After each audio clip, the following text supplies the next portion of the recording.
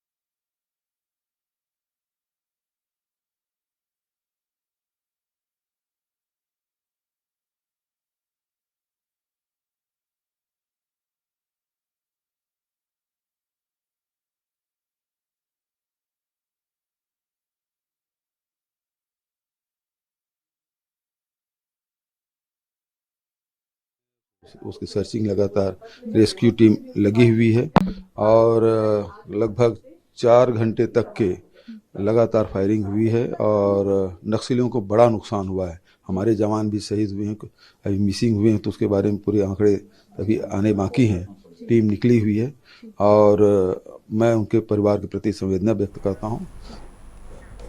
धनबाद के सरायढेला कुसुम विहार में पुलिस ने एक सेक्स रैकेट का खुलासा किया है। पुलिस ने छापेमारी कर 2 युवती और 2 युवक को आपत्तिजनक स्थिति में हिरासत में लिया है।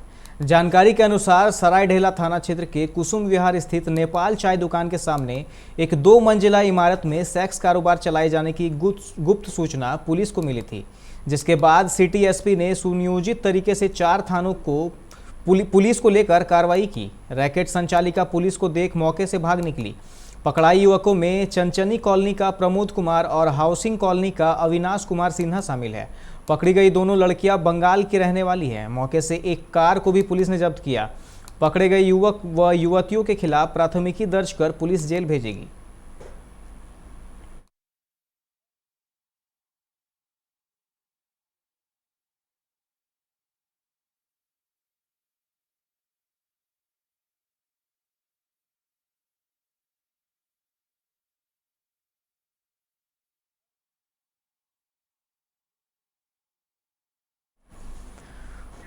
धनबाद के हीरापुर हरि मंदिर में चीरागोड़ा चैम्बर ऑफ कॉमर्स की वार्षिक बैठक हुई, जिसमें चैम्बर के सदस्यों ने दुकानदारों की समस्याओं को सुना।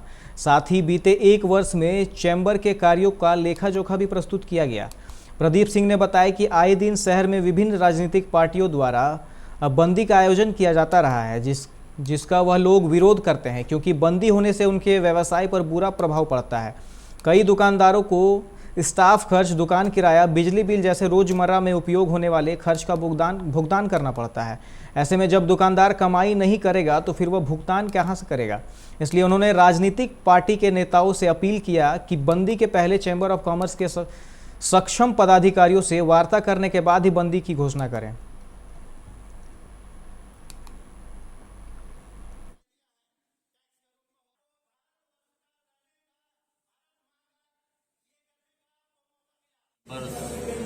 लगभग 20 वर्षों से है और हमारे चैम्बर्स में लगभग 200 मेंबर हैं और इस संगठन का मुख्य उद्देश्य है एक दूसरे के आपसी भाईचारे को हम लोग को बढ़ाना, किसी के मुसीबत में हम लोग इकट्ठा हो जाना और किसी भी बंदी में बिना हम लोगों की अनुमति के कोई भी बंदी न करें, क्योंकि कोई भी पार्टी आए दिन जिस तरह से बंदी करती है उसका साथ हम लोग खुल करके नहीं देने जा रहे, क्योंकि उनको बंदी करने के लिए हम लोगों से पहले चैम्बर ऑफ कॉमर्स से उनसे वार्ता करनी पड़ेगी, तब हम लोग अपनी बंदी को स्वीकारेंगे।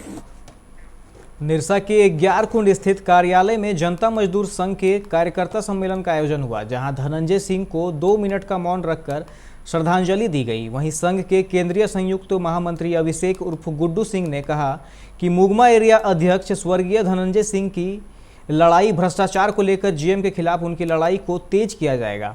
आउटसोर्सिंग कापसारा कोलियरी की उच्च कोटि के कोयले को बरमुड़ी कोलियरी के नाम से साइडिंग पर भेजने का भंडाफोड़ किया जाएगा। जरूरत पड़ी तो ईसीएल मुगमा एरिया का चक्का जाम करेंगे। अभिषेक सिंह ने कहा कि जीएम ये ना सोचे कि धनंजय सिंह के ना रहने से संघ की लड़ाई कमजोर पड़ गई है। इससे पहले मुगमा मोड़ से अभिषेक सिंह के नेतृत्व में जुलूस निकाली गई, जिसके माध्यम से कार्यकर्ता सभा स्थल तक पहुंचे।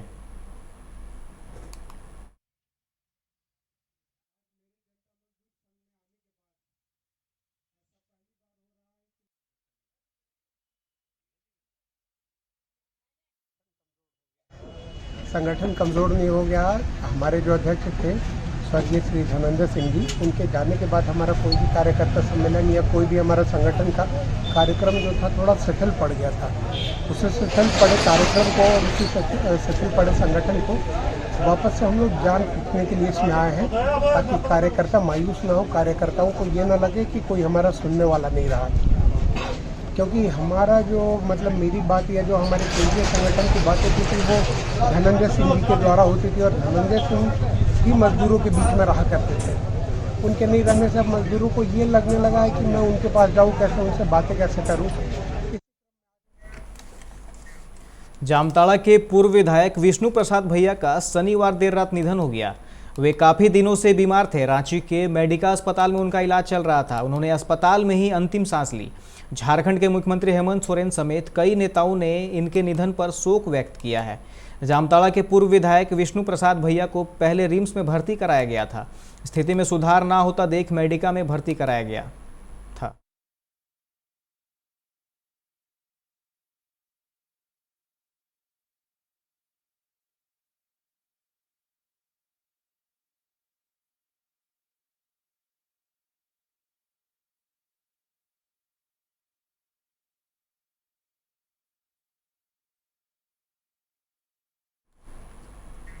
धनबाद के वार्ड संख्या 31 के लोग नाले का पानी पीने को विवश हैं, जिससे तंग आकर लोगों के सब्र का बांध आज टूट गया। ग्रामीणों ने पूर्व पार्षद के आवास पहुंचकर प्रदर्शन किया।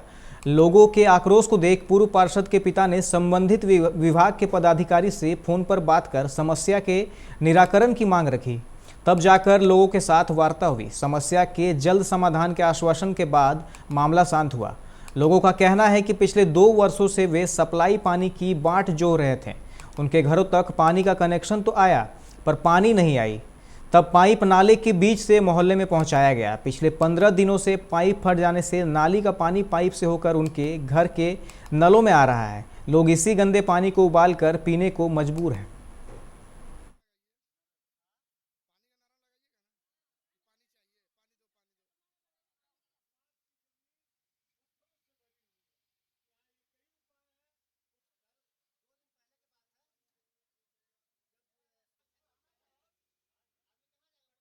गरीब है तो पानी चलते आए हैं, मोहल्ला में पार्षद हैं तो उनसे राय लेंगे तभी ना कुछ कर सकते हैं। हाँ। आए हैं कि भाई नहीं, गांव का पार्षद हैं तो उसको पास आए हैं कि भैया हमरे यहाँ नली के पानी जो लगैले है कलेक्शन, उसको ही भी नालिया के पानी जा रहा है, तो हम लोग के कहाँ से देगा? हम लोग तो गरीब आदमी हैं। हाँ। कहाँ से पानी मिलेगा? जब मिलेगा पानी तभी हम लोग के लिए। किन किन क्षेत्र के आप लोग हैं?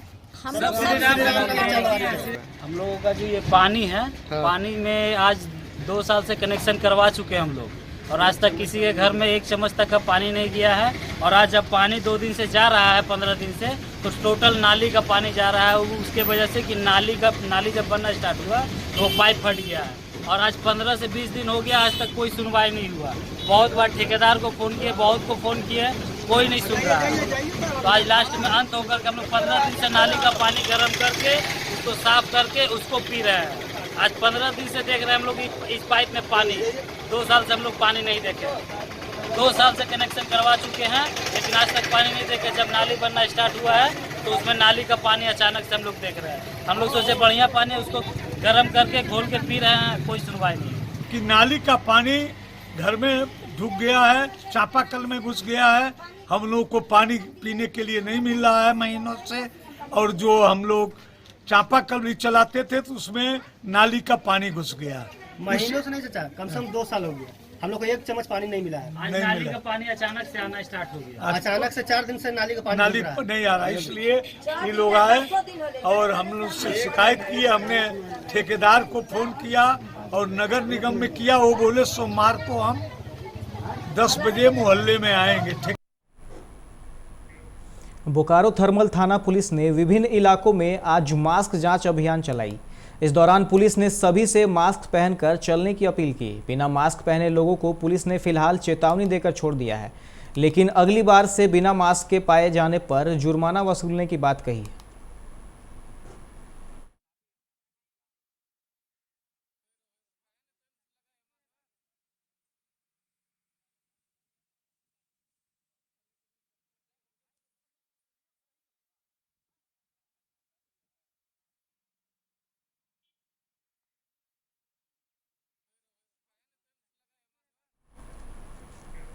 आद्रा डिवीजन में पड़ने वाले झरिया के भागा रेलवे फाटक के समीप वर्षों बाद ओवरब्रिज बनने से लोगों में खुशी की लहर है। इसे लेकर स्थानीय लोगों ने सरकार और रेलवे को धन्यवाद दिया है। बता दें कि भागा रेलवे क्रॉसिंग पर वर्षों से आवागमन में लोगों को काफ़ी परेशानियों का सामना करना पड़ता था, क्योंकि इस क्रॉसिंग से ज़्यादातर मालगाड़ी का आवागमन होता है। स्थानीय लोग इस क्रॉसिंग पर ओवरब्रिज बनाने के लिए कई बार रेलवे और जिला प्रशासन जनप्रतिनिधियों से गुहार लगाई, परंतु कोई सुनवाई नहीं हुई। लेकिन अब जब भागा रेलवे क्रॉसिंग पर ओवरब्रिज का निर्माण कार्य शुरू हो गया है तो लोगों में खुशी का आलम है। हालांकि फिलहाल निर्माण कार्य को देखते हुए इस रास्ते से आवागमन बंद कर दिया गया है।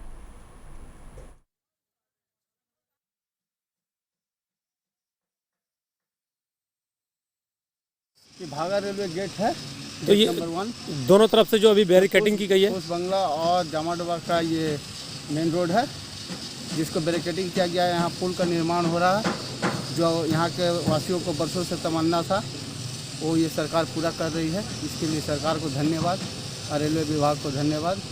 आप भी खुश हैं इस पुल से? इस पुल से सारे लोगों को काफ़ी सुविधा होगी। फिलहाल जो परेशानियाँ हो रही है, ये परेशानी कुछ दिनों की है, ये बहुत समय से चला आ रहा था जिसको अभी पूरा किया जा रहा है। इससे यहाँ के वासियों कितनी परेशानियाँ होती थी ये पुल, ये गेट बंद होने से? काफ़ी परेशानियाँ थी, क्योंकि यहाँ एक रैक लगता है, रैक के चलते हमेशा यहाँ मालगाड़ियों का आना जाना लगा रहता है। झरिया के लोधना ओपी अंतर्गत कुजामा ऑफिस के पीछे जंगल से पुलिस ने छापेमारी कर लगभग 20 टन अवैध कोयला जब्त किया है। सभी कोयला बोरियों में भर करके छुपा कर रखा गया था, जिसकी सूचना पाकर लोधना ओपी के एसआई डीएस पाठक ने यह कार्रवाई की। जब्त कोयले को बीसीसीएल को सौंपा जाएगा। हालांकि किसी भी तस्कर की गिरफ्तारी नहीं हुई है। यह कोयला किसका था, पुलिस इसका पता लगा रही है।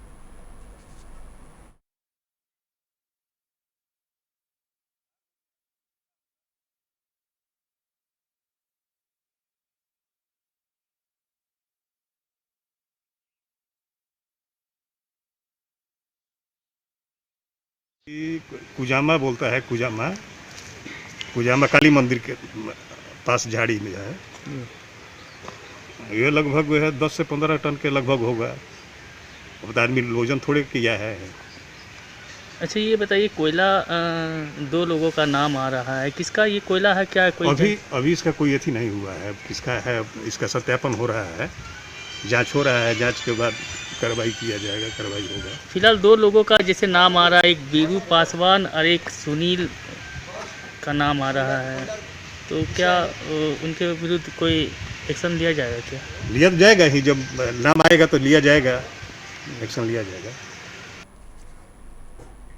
किडजनिया एक्सप्रेस के बैनर तले धनबाद के क्रेडो वर्ल्ड स्कूल में स्कूली बच्चों के लिए एक वर्कशॉप का आयोजन किया गया, जहां बच्चों को निजी लाइफस्टाइल से जुड़ी चीज़ों का प्रशिक्षण दिया गया और इसके विभिन्न पहलुओं को लेकर जागरूक किया गया, जिसके तहत बच्चों के बैंक से पैसे निकालने से लेकर खरीदारी करने, मूवी देखने, अस्पताल में इलाज कराने और मुश्किल की घड़ी खुद की सुरक्षा करने जैसी कई चीज़ों को लेकर प्रशिक्षण दिया गया। कार्यक्रम के संयोजक मोनिका तुलसियान, स्मृति चौधरी और आरती कनेरिया ने बताया कि बच्चों को प्रैक्टिकल ट्रेनिंग दी जा रही है। वह अपने निजी प्रोफेशनल लाइफ में कैसे आगे बढ़े और किस तरह से पैसे का बचाव करे, सभी अनुभवी शिक्षक बच्चों को प्रोफेशनल प्रैक्टिकल ट्रेनिंग दे रहे हैं ताकि यह बच्चे पढ़ाई के साथ निजी जिंदगी में कैसे आगे बढ़ें और पैसों की बचत कैसे करें, यह सीख दी गई।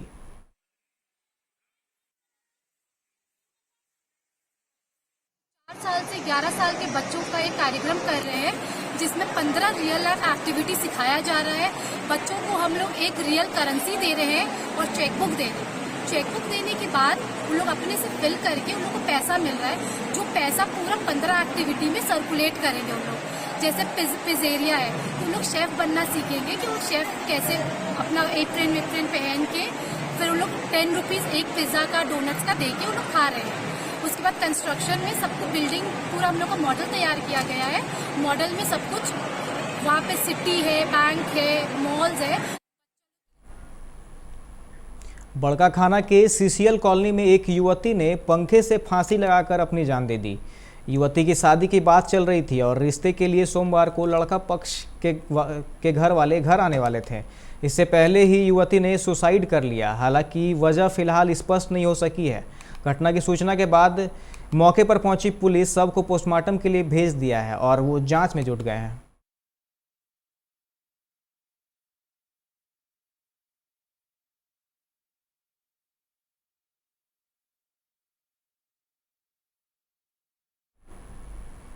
सीबीएसई की 10वीं 12वीं बोर्ड परीक्षा की फर्जी डेट शीट वायरल हो रही है। इसे लेकर बोर्ड ने छात्रों और अभिभावकों को सावधान करते हुए कहा है कि सोशल मीडिया पर परीक्षा की जो तिथियां बताई जा रही हैं उन पर बिल्कुल यकीन न करें, अफवाहों के झांसे में ना आए। इससे पढ़ाई प्रभावित हो सकती है। छात्र छात्राएं सिर्फ और सिर्फ सीबीएसई की ऑफिशियल वेबसाइट पर जारी होने वाले नोटिस पर ही विश्वास करें। 10वीं की परीक्षा 4 मई से 7 जून तक और 12वीं की 4 मई से 12 जून तक चलेंगी।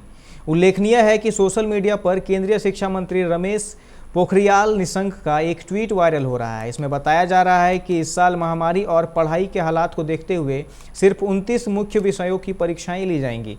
सीबीएसई बोर्ड ने इस सूचना को पूरी तरह से गलत बताते हुए स्पष्ट किया है कि यह ट्वीट पिछले साल 2020 का है।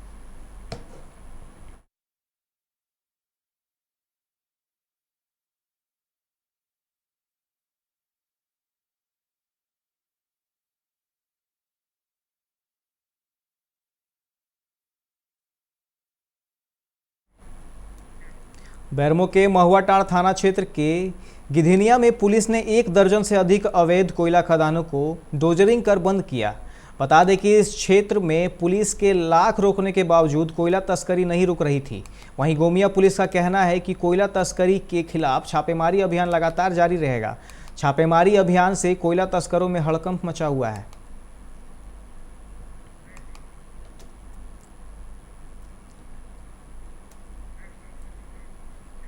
फिलहाल वक्त हो चला एक छोटे से ब्रेक का। मिलते हैं ब्रेक के बाद। की बात हो तो चुनिए सिर्फ टाटा प्रवेश के दरवाजे, जो लकड़ी के दरवाजों से कई गुना है बेहतर। टाटा प्रवेश के दरवाजों में है स्टील की मजबूती और लकड़ी की खूबसूरती। टाटा प्रवेश के दरवाजे फ्रेम और एक्सेसरीज के साथ फैक्ट्री में तैयार किए जाते हैं। लकड़ी के दरवाजे बनाने के लिए बहुत से लोगों से संपर्क करना पड़ता है, जो कि इस समय नुकसानदायक हो सकता है। लकड़ी के दरवाजों को लगाने में 8 चरणों से गुजरना और 6 प्रकार के लोगों के संपर्क में आना होता है, जबकि टाटा प्रवेश के दरवाजों का इंस्टॉलेशन केवल 2 चरणों में हो जाता है।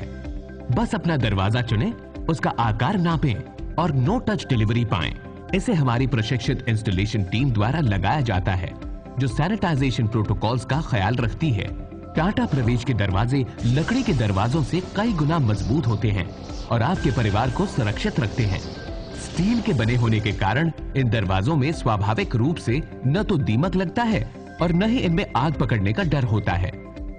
टाटा प्रवेश के दरवाजे मेंटेनेंस फ्री और वेदर प्रूफ होते हैं। सामान्य लकड़ी के दरवाजों की तरह ये न तो सिकुड़ते फैलते हैं और न ही इनमें दरार आती है। लकड़ी के दरवाजों की गुणवत्ता और उनका टिकाऊपन प्रमाणित नहीं होता, जबकि टाटा प्रवेश के दरवाजे उम्दा फिनिश, कई डिजाइन के और 5 वर्षों की वारंटी के साथ आते हैं। एक बात और, लकड़ी के दरवाजों के लिए जंगलों की कटाई होती है, वहीं दूसरी ओर टाटा प्रवेश के दरवाजे पेड़ों को कटने से बचाते हैं तथा ये 100% रिसाइक्लेबल होते हैं। अब ये आप पर है कि आप अपने घर में कौन सा दरवाजा लगाना चाहते हैं। बेस्ट चुनिए, टाटा प्रवेश के दरवाजों और खिड़कियों को चुनिए।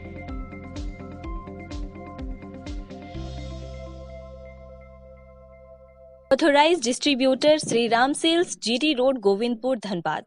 आप इस नंबर पर संपर्क कर सकते हैं 7004709213 9534400091।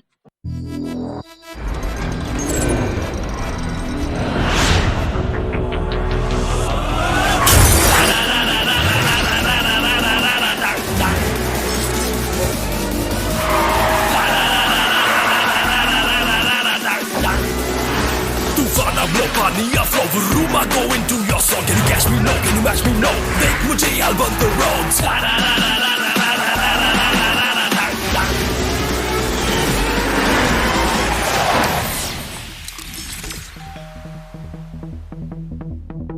Hi. You're early. I know. XUV 300. Authorised dealer model fuels, Dhanbad, Bokaro, Giridih. आप इस नंबर पर संपर्क कर सकते हैं 8929207235, 8929207236, 9711355896। Hey, I'm sexy Mr. Brown, a prince who's just been crowned. I can brighten up your day, 'cause I'm so sunny. Hey, I'm sexy Mr. Brown, heading out to town. You can hate me all the way, 'cause I got my honey. And that's not funny, my honey makes me sing all night.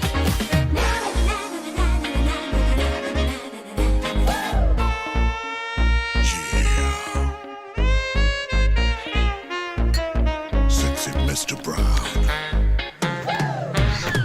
Your wait for sheer extravagance is over. Presenting Kia Carnival. Bookings open. जय TMT, भरोसा अटूट एवं सुरक्षित निर्माण का।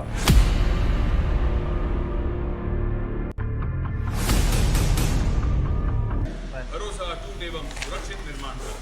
जय TMT 500D। Break के बाद आप सभी का स्वागत है। रुक करते हैं अगली खबर की ओर। रानीगंज मारवाड़ी अस्पताल की तरफ से 200 विधवा महिलाओं के बीच थाली, कटोरी, चम्मच समेत कई बर्तनों का वितरण किया गया। इस मौके पर रानीगंज के टीएमसी प्रत्याशी तापस बनर्जी, अमरनाथ चटर्जी, डॉक्टर एस माझी, प्रदीप बोजरिया समेत कई लोग मौजूद थे। तापस बनर्जी ने कहा कि मारवाड़ी अस्पताल का यह कार्य काबिले तारीफ है।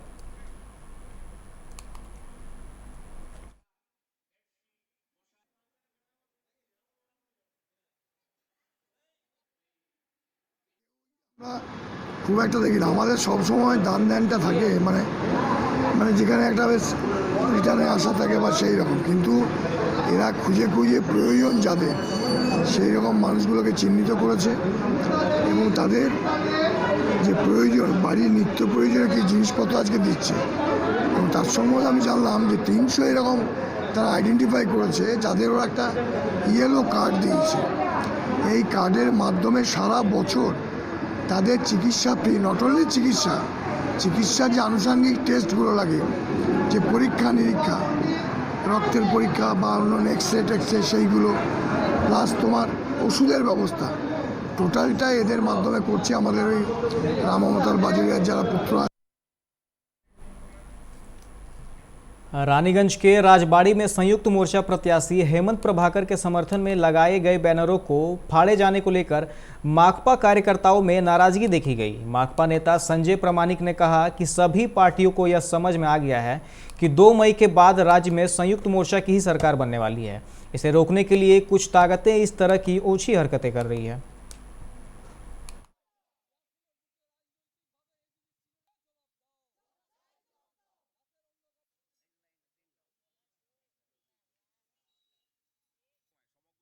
বাংলায় সংযুক্ত সরকার গড়ছে আর কি, এটা নিশ্চিত হয়ে গেছে। মানুষ নির্দিষ্ট করে নিয়েছে যে 2রা মের সমগ্র পশ্চিমবাংলা জুড়ে লাল আবির উড়বে, এটা নিশ্চিত হয়ে গেছে। এবং স্বাভাবিকভাবেই যারা চায় না যে পশ্চিমবাংলায় আবার কর্মসংস্থান ঘটুক, যারা চায় না পশ্চিমবাংলায় আবার কলকারখানা গড়ে উঠুক, মানুষ আবার নতুন করে বাঁচুক, নতুন করে পশ্চিমবাংলা আবার গড়ে উঠুক। যারা চায় না তারাই সমগ্র পশ্চিমবাংলা জুড়ে একটা সন্ত্রস্ত পরিবেশ সৃষ্টি করার চেষ্টা চালাচ্ছে। আমরা আজ সকালবেলায় খবর পেলাম আমাদের এখানে একটি ব্যানার লাগানো আছে, আমাদের সংযুক্ত মোর্চার প্রার্থী সিপিএম প্রার্থী কমরেড হেমন্ত প্রভাকরের যে ব্যানার, এই ব্যানারটা আমরা লাগিয়েছি, বেশ কয়েকদিন ধরে এখানে লাগানো আছে। আমরা সকালবেলায় আমরা খবর পেলাম যে ব্যানারটি রাতের অন্ধকারে যারা নিশাচর, যারা রাতের বেলায় ঘুরে বেড়ায়, বিভিন্ন ধরনের অসামাজিক কাজকর্মের সঙ্গে যুক্ত, তারা রাতের অন্ধকারে এই ব্যানারটিকে আপনার কোনো ধারালো অস্ত্র দিয়ে এটা কেটেছে, কেটে এটাকে নষ্ট করার চেষ্টা করছে। আমরা আজকে पश्चिम बंगाल विधानसभा चुनाव में कोरोना का खतरा मंडराने लगा है। देश के अन्य राज्यों की तरह पश्चिम बंगाल में भी कोरोना संक्रमण के नए मामलों में तेजी आई है। चुनाव आयोग ने बताया कि पश्चिम बंगाल में चुनावी कार्य में लगे 20 से अधिक पर्यवेक्षक कोरोना पॉजिटिव पाए गए हैं। आयोग की तरफ से यह जानकारी ऐसे समय में आई है जब राज्य में लगातार तीसरे दिन कोरोना संक्रमण के 1000 से अधिक मामले दर्ज किए गए हैं।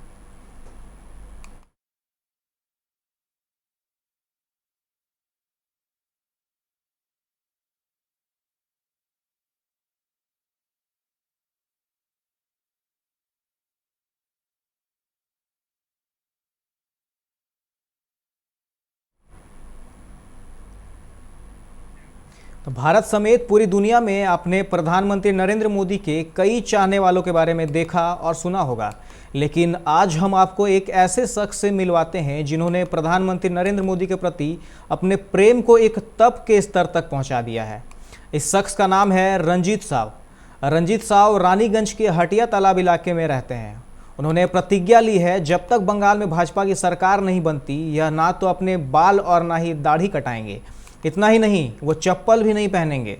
रंजीत साव ने दावा किया कि भाजपा की सरकार पूरे देश में है, मोदी सरकार की नीतियों का फायदा मिल रहा है, मगर बंगाल में टीएमसी की सरकार होने से यहाँ की जनता इन सुविधाओं से महरूम है। रंजीत साव का कहना है कि अगर बंगाल में भाजपा की सरकार नहीं बनती तो वह संन्यास ले लेंगे। सब्जी बेचकर अपना परिवार चलाने वाले रंजीत साव के इस जुनून को देखकर तो यही साबित होता है कि किसी भी पार्टी की असली ताकत इन जैसे समर्थकों से ही है।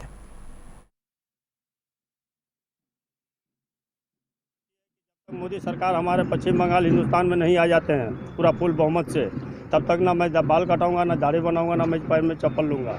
यही हमारा है, जिनका नमक खाया हूँ उनका नमक का सही है हमारा। पूरी ऐसा संकल्प आपका मन में कैसे आया? इस लेकर के आया कि हम हमारे क्षेत्र में, हमारे पश्चिम बंगाल में जो 2 वक्त का रोटी जो लॉकडाउन में जो दिया है उसके लेकर के हम आभारी हैं। यही कारण से हम लोग कुल्टी विधानसभा से भाजपा उम्मीदवार डॉक्टर अजय पोद्दार के हाथों को मजबूत करने के उद्देश्य से सीपीएम और तृणमूल के लगभग 50 कार्यकर्ताओं ने आज भाजपा का दामन थाम लिया। सभी कुल्टी मंडल 1 के महासचिव इंद्रजीत पाल के नेतृत्व में भाजपा की सदस्यता ग्रहण की। इस मौके पर चिरकुंडा नगर पालिका के अध्यक्ष जॉय प्रकाश, कुल्टी मंडल 1 के अध्यक्ष बबलू पटेल ने भाजपा का झंडा देकर सभी का पार्टी में स्वागत किया। इंद्रजीत पाल ने कहा कि पूरे राज्य में भाजपा की जीत निश्चित है।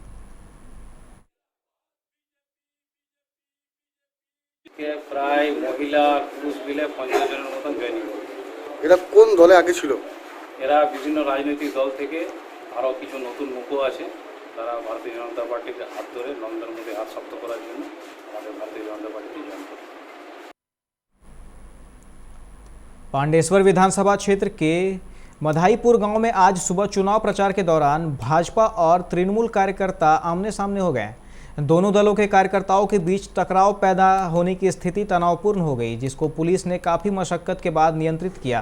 बताया जा रहा है कि भाजपा प्रत्याशी जितेंद्र तिवारी अपने कार्यकर्ताओं और समर्थकों के साथ मधाईपुर गांव में प्रचार करने के लिए निकले थे। उसी दौरान टीएमसी कार्यकर्ता भी घर घर जाकर प्रचार कर रहे थे। एक समय दोनों पार्टी के कार्यकर्ता आमने सामने आ गए, जहां दोनों दलों के कार्यकर्ताओं और समर्थकों के बीच झड़पें हुई। खबर मिलते ही पुलिस मौके पर पहुंची और स्थिति को नियंत्रित किया।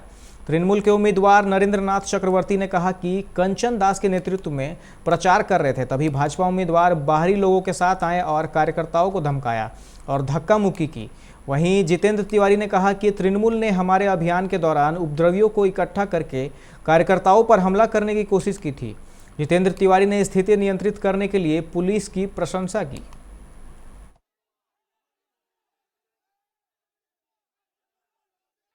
এনটিএসএস লোক আছে যারা কয়লা চোর, লোহা চোর, বালি চোর, তারা জানেন যে 2 তারিখের পর আর চুরি করার সুযোগ থাকবে না, তো যে কোনোভাবে বেঁচে থাকার জন্য এগুলো করছে।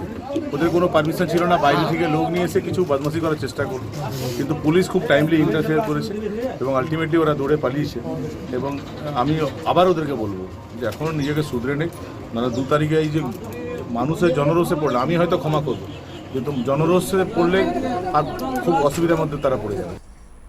जामुड़िया विधानसभा सीट से भाजपा प्रत्याशी तापस राय ने तपसी ग्राम पंचायत के कई क्षेत्रों का दौरा कर लोगों से वोट मांगे। बता दें कि वहां 26 अप्रैल को मतदान होना है, जिसको देखते हुए सभी प्रत्याशियों ने अपनी पूरी ताकत झोंक दी है। इस मौके पर भाजपा नेता संतोष सिंह, लखन बावरी, सभापति सिंह सहित कई लोग मौजूद थे।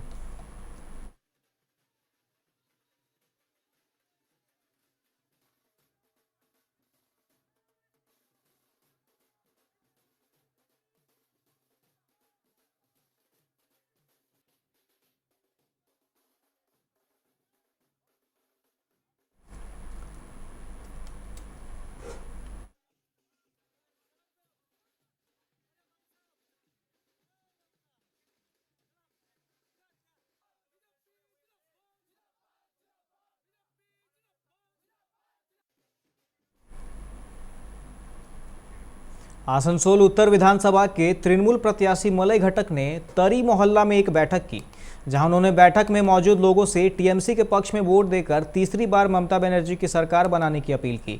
मलय घटक ने कहा कि ममता बनर्जी ने आसनसोल में हिंदी कॉलेज बनाया, परीक्षा में प्रश्न पत्र हिंदी में दिया जा रहा है, छठ पूजा में 2 दिनों की छुट्टी दी जा रही है, होली में भी छुट्टी दी जा रही है। ऐसा दूसरे राज्य तथा बीजेपी शासित राज्य में भी नहीं है।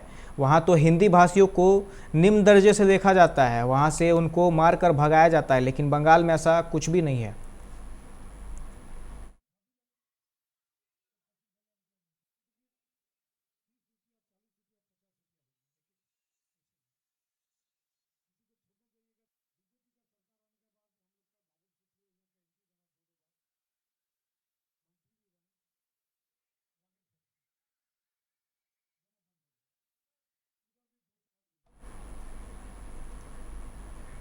अभी के इस बुलेटिन में फिलहाल इतना ही। अन्य खबरों के लिए आप देखते रहे 99 न्यूज। नमस्कार।